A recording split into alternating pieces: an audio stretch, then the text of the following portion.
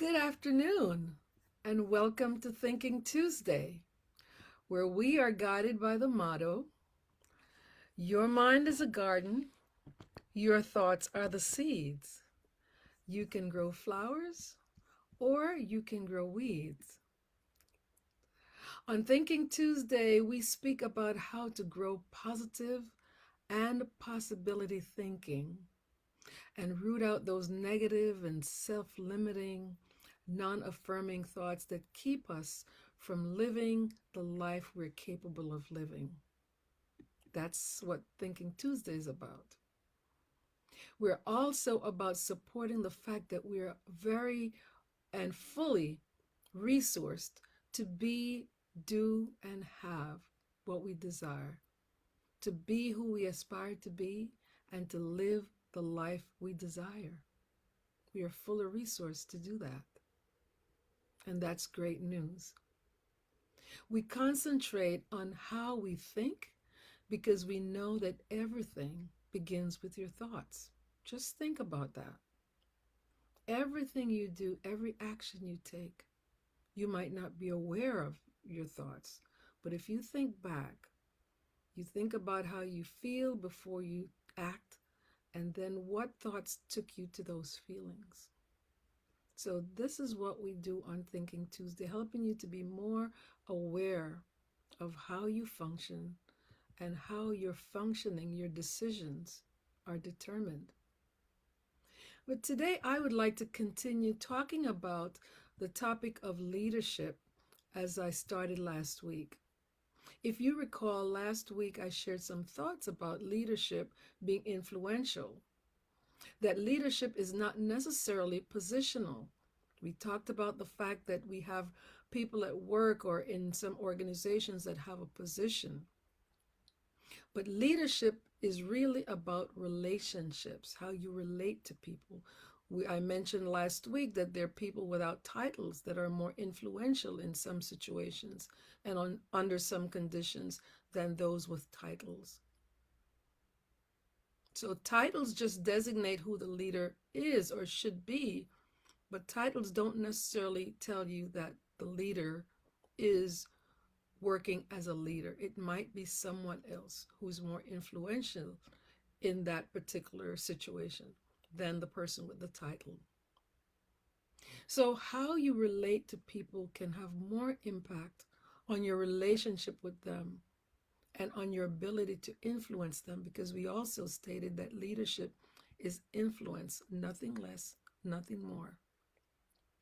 But I also introduced last week the concept of self leadership, which is even more important because if you can't lead yourself effectively, then you cannot lead others, right? That makes sense, doesn't it? And you cannot lead yourself well if you are short on self discipline, which is what I want to talk about today. Self discipline is so important and is such an important part of self leadership. Now, John Maxwell, a well known leadership guru and one of my mentors, says that self discipline is the price tag of leadership. You know, when we go into a store, perhaps to make a purchase, we might take one of two approaches. Initially, we might look at the item and decide that that is what we want and the price tag does not matter. We came in to look for that. We found it. It doesn't matter what the price is, we're going to take it. We will buy it at any cost. The other approach is to first look at the price tag, maybe to see if it's on sale.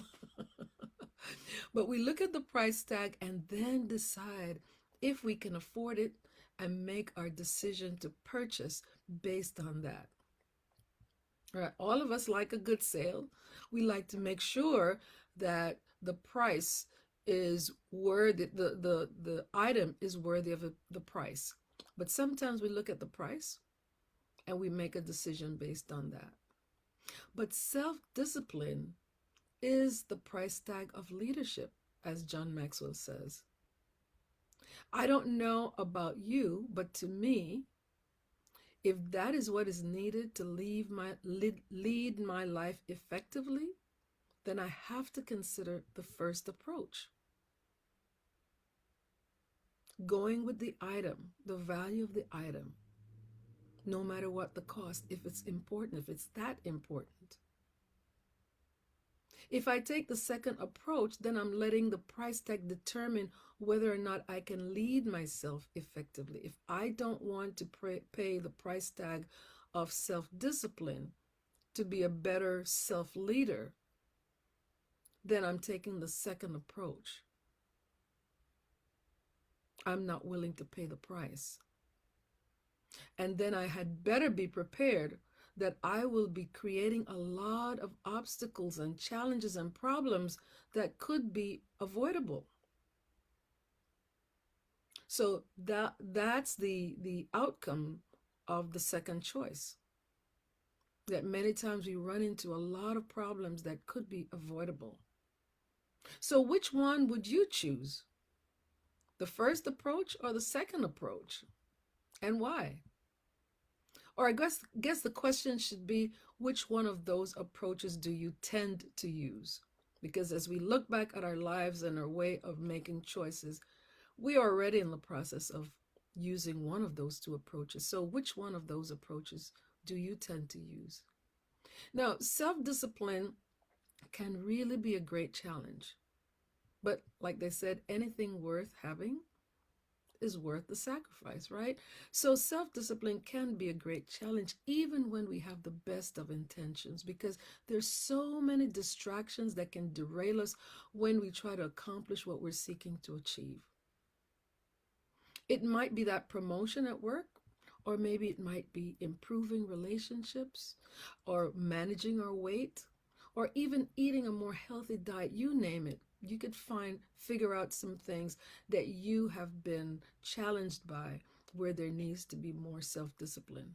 For instance, at work, the distraction might be watching how others are doing the minimum to get by, rather than devising your plan to show how you have been adding value to the business or the company. Don't be distracted by what others are doing. You be self-disciplined.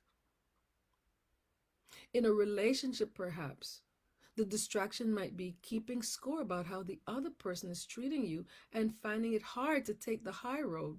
Sometimes it can be hard to take the high road. In managing your weight, perhaps you might give in to eating foods that are comforting when you're having a difficult time emotionally, rather than finding someone to help you talk through the emotions or the situation that's leading to a difficult time for you. And in eating more healthily, the distraction might be shopping while you're hungry. We're all told not to. We've been told not to shop when we're hungry, because we tend to buy those things that will comfort us at the time, the things that we would like to be eating at the time that we're hungry. So instead of that, making a list and being more intentional about purchasing those items that you can choose from, rather than eating anything on impulse. So those might be some of the challenges that we have before us that requires us to be self-disciplined. I'm sure you know of some who have great leadership potential, but have not achieved that because of lack of self-discipline. You might also have experienced that, where you had a great opportunity for self-leadership or for any other type of leadership, but because you did not apply yourself, you were not disciplined enough, that opportunity was lost. So those people who are not willing to pay the price, but only do the minimum to get by, taking shortcuts to make things easier for them, they're not applying self-discipline. In the end, they do not achieve what they seek to achieve, and then they wonder why. So self-discipline is a very, very important part of self-leadership.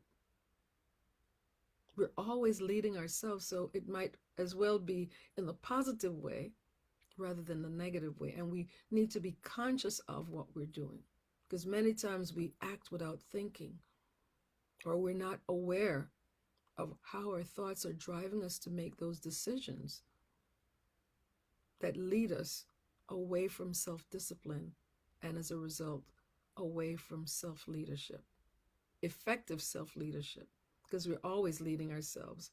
We want to make sure it's in the positive.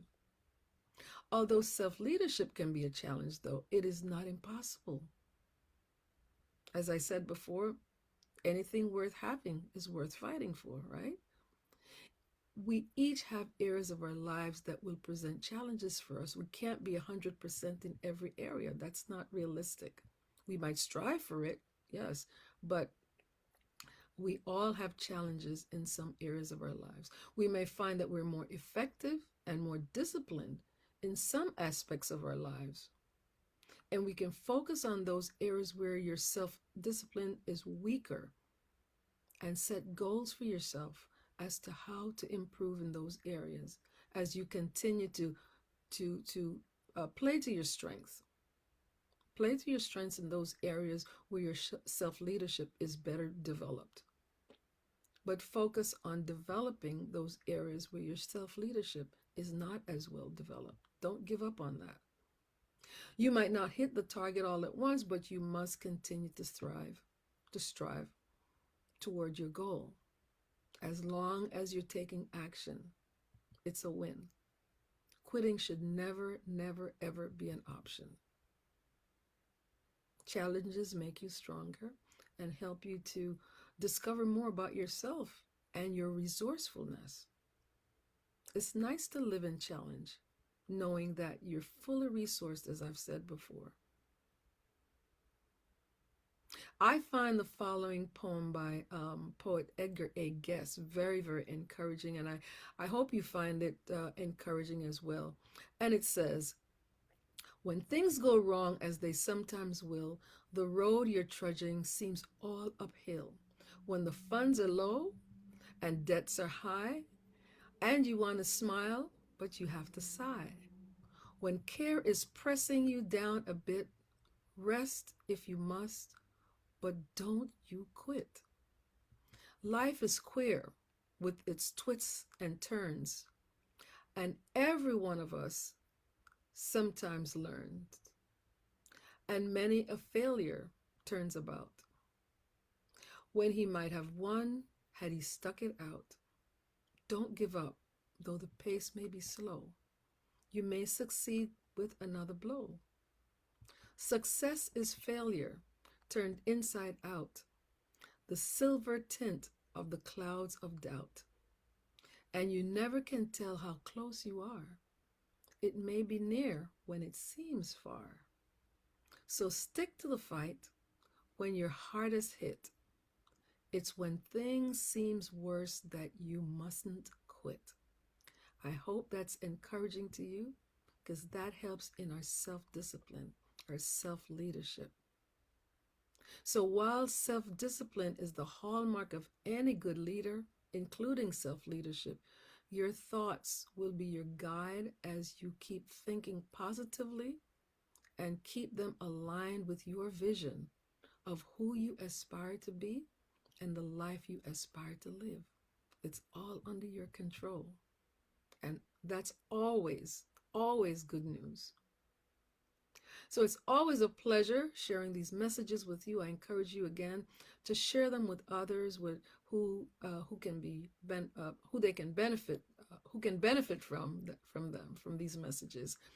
And you can also find previous messages on my YouTube channel, Thinking Tuesday, Cheryl Burton.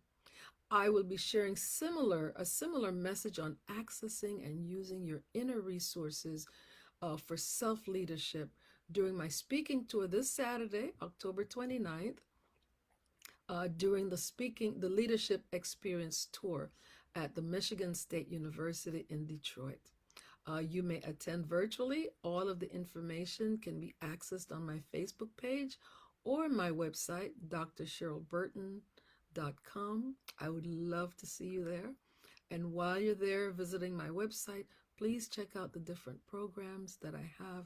There's also a gift for you there if you would like to get more information on growing your mindset positively. Remember also, you may request a complimentary consultation through my website. Book me for trainings for your businesses or organizations and also for speaking engagements. I look forward, as always, to seeing you next Tuesday. At what time? At noon, yes. Right here for another message on Thinking Tuesday. So I wish you a wonderful day. Take care of yourself. I look forward to seeing you on Saturday. If you should purchase the virtual ticket and you cannot be there to see it in person, you also have access to the replay. So it would still be worth your while. So I look forward to seeing you here next Tuesday, and I hope you can join me virtually on the leadership tour. So take care and bye for now.